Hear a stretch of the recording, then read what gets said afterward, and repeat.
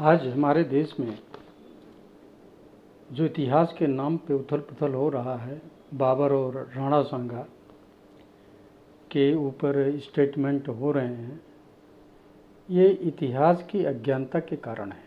पहली बात कि इब्राहिम लोदी जो था वो राणा सांगा के समकक्ष साथ ही उसका शासन था और इब्राहिम लोदी का भी शासन था। और जबकि राणा सांगा इब्राहिम लोदी को अपने शासनकाल में अपने राज्य के विस्तार में 2 बार हराकर उनके क्षेत्र को जीत चुके थे। ऐसी परिस्थिति में आप देखें कि एक हारता हुआ राजा अगर है तो उसको जीतने के लिए दूसरे की ज़रूरत नहीं होगी। पहली बात, राणा सांगा जी को किसी बाहरी ताकत की ज़रूरत नहीं थी। दूसरी बात आती है कि इब्राहिम लोदी का जो चाचा था आलम खान लोदी, वो पंजाब राज्य वो देखता था, जो बाबर के राज्य से बिल्कुल टच था और वो चाहता था कि इब्राहिम लोदी की जगह वो शासक बने। और वो सबसे बड़ा धोखेबाज आलम खान और दौलत खान थे जो उनके सरदार थे। इन लोगों ने उसको बाबर को बुलाया कि बाबर क्या है, आपको इतिहास में जाना पड़ेगा, तैमुरलंग और के वंशज ही हैं समझिए। और उनका नेचर ये था कि भारत में आओ, लूटो और जाओ। वो राज करने के मूड में, यहाँ की व्यवस्था से वो संतुष्ट नहीं थे, वो लूट के जाने वाले थे। इसी की लालच में बाबर को बार बार निमंत्रण देके अटैक करवाया और जिसमें वो हारा भी। लेकिन समस्या यहाँ आती है कि इस इतिहास को कोई नहीं पढ़ा और गलत स्टेटमेंट दे दिया। आप इससे पहले के इतिहास में जाएं, 712 में देखेंगे मोहम्मद बिन कासिम पंजाब सिंध में आक्रमण करके जीत लिया, आगे बढ़ा, जिसका राजपूत राजाओं ने विरोध किया और उसको लड़ाई में हराकर पीछे ढकेल दिया। वो उसके बाद 300 से ज़्यादा वर्षों तक राजपूतों ने शासन किया। और फिर शुरू होता है आप तुगलक वंश, लोध वंश, खिलजी वंश, गुलाम वंश, ये सारे आ जाते हैं, उसमें आते हैं, बीच में राज करते हैं, जाते हैं और होता रहता है इनका। लेकिन बाबर नामे में जो लिखा गया कि राणा सांगा जी ने से सहयोग लेके ये जीता गया, शायद वर्ड के साथ है। और वो कौन सी किताब है? एनसीईआरटी की किताब में है। एनसीईआरटी की किताब में जो इतिहास है, जो लिखा गया है, वो कौन लिखा है जिसको पूरा देश जानता है। 1947 के बाद एनसीईआरटी की किताबें लिखी गई और जिसके लेखक वामपंथी और कांग्रेसी थे, जिन्होंने केवल हिंदू साम्राज्य, हिंदू राजाओं के इतिहास को कायदे से जनता में नहीं लाया, केवल मुगलों के शासनकाल को और कुछ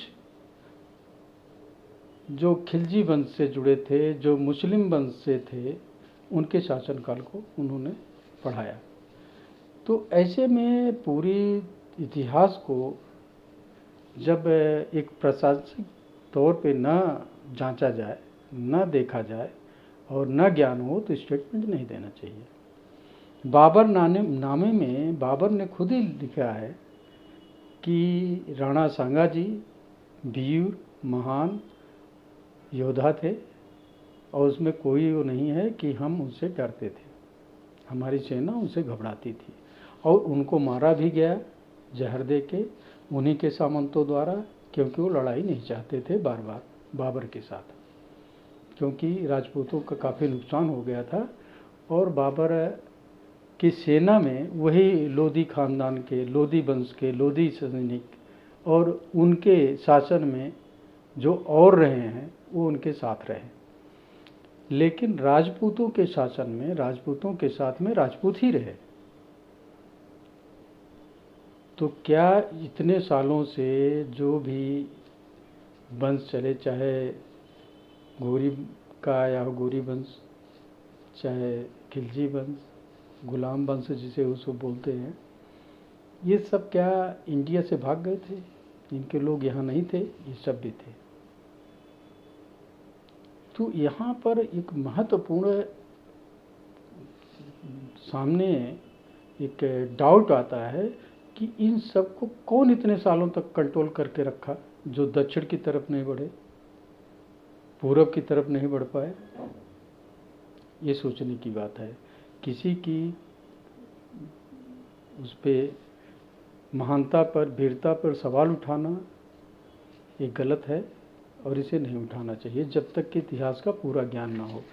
हम इसीलिए हमको लगता है देश में अब इतिहास की जो लिखी हुई चीज़ें हैं उसको दोबारा से जांच परख के फिर से लिखा जाए। मुगल काल के बाद आप देखेंगे अंग्रेज़ों ने जो शासन किया उसमें भी उन्होंने मुगल के ही थोड़े बहुत लिए, अपने ही उसको लिखा, और हिंदुओं के खिलाफ उन्होंने कोई खास कार्यक्रम नहीं चलाया जितना मुगलों ने चलाया था।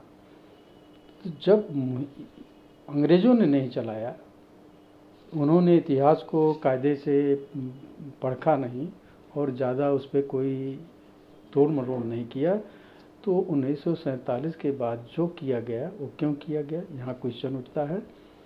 1947 में जब देश स्वतंत्र हुआ तो हमारे देश की राजधानी दिल्ली की सड़कें, यहाँ पर अंग्रेज़ों ने ज़्यादा इसका नई दिल्ली का उपयोग नहीं किया था। 1947 के बाद, स्वतंत्र होने के बाद, इसमें बहुत सारे परिवर्तन, नाम डाले गए रोडों के, सबके ऐसे नाम डाले गए जो अंग्रेज़ों से पहले शासन में थे। मतलब वो किसी एक विशेष उद्देश्य से प्रेरित होकर डाले जा रहे थे। इसी से अंदाज़ा लगाइए कि अगर वो उद्देश्य था तो देश की इतिहास में राणा सांगा को क्यों ऐसा लिखा जाएगा? उनको तो डाउन करके ही दिखाना है। तो इसीलिए NCERT की किताब में एक शायद शब्द जोड़ के ये लिखा गया कि राणा सांगा ने ही बाबर को आक्रमण करने पर, इब्राहिम लोदी के ऊपर आक्रमण करने के लिए बुलाया था। ये सारे इस तथ्य के में छुपा हुआ है जिसमें भ्रम पैदा होता है। लेकिन जब पूरा इतिहासकारों के गुण और हर कड़ियों को जोड़ते आएंगे पीछे से लेके आगे तक, तो जिसके लिए बुलाया है वही लिख रहा है कि हमें जो है ऐसे वीर राजा से मैं बहुत प्रभावित हुआ। तो वीर तभी कहेगा जब वो वीर होगा, वो कायर नहीं होगा, क्योंकि 2 लड़ाई उनके साथ हुई। तो ऐसे में कैसे कह सकते हैं कि वो कायर थे? उन्होंने भारत में मुगलों को बुलाया, तो ये गलत बात है और इससे देश में अनरेस्ट पैदा हो रहा है। कोई भी आज के समय में देखे तो जितनी भी सरकारी योजनाएं चल रही हैं, जितने भी वो चल रहे हैं, उसमें सवर्णों का बहुत योगदान है, क्योंकि उनके द्वारा ही सारे ज़्यादा तक सहयोग सरकार को उनके द्वारा ही आते हैं। तो ऐसे में एक ऐसी जात को बार बार उनके ऊपर कोई न कोई डॉक्यूमेंट्री बना के, कोई पिक्चर बना के, किसी तरह की स्टेटमेंट दे के और उत्तेजक भाषण दे के और आप उनको कायर कह के, अगर आप उनको एक तरीके से मानसिक रूप से प्रताड़ित करने की कोशिश करेंगे तो ये संभावना है कि सौहार्द जो है वो मेंटेन होने में प्रॉब्लम हो जाती है। ऐसी संभावना हमेशा पैदा होती है। आप घरों में देख लें, जब भी कोई इस तरीके के आक्रामक वर्ड यूज होते हैं तो रिस्पांस घरों में भी बाप के प्रति लड़के का आता है। तो हर एक देश के नागरिक का कर्तव्य है हर एक ही जात धर्म का सम्मान करे, और फैक्ट को अगर कहीं वो पढ़ता है, कहीं वो अपने को कोट करता है, तो बिना फैक्ट और गूढ़ ज्ञान के उसे नहीं बोलना चाहिए। एक सलाह है सभी के लिए, हमेशा बिना ज्ञान के कभी भी समाज में अपने वक्तव्य को कम दें। इससे आपके सम्मान भी होगा और दूसरे